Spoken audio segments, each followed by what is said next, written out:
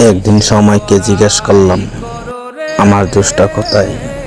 সময় হেসে বলল, আমার দোষ অতটুকু ছিল, তুমি সবাইকে আপন মনে করতে, সবাইকে বিশ্বাস করতে, আর সবাই তোমাকে প্রয়োজন মনে করত।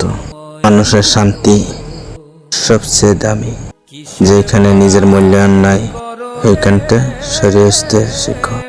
যে সম্পর্ক তোমার সুজন ভেঙে দেয়, সেইখানে থাকা কিন্তু নিজেকে ছোট করা।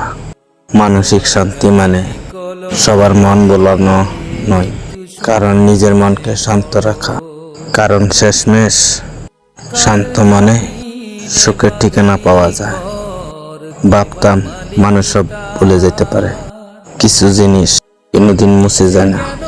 কিছু মানুষ এর ঠাই হয়ে থাকে। যে মানুষটাকে সেরা সারাদিন চলতো না, আজ তার কথা না ভাবলেও দিন কেটে যা। কণ্ঠটা শুনলেই শান্তি পাইতাম, এখন সেটা শুধু দূর শক্ত।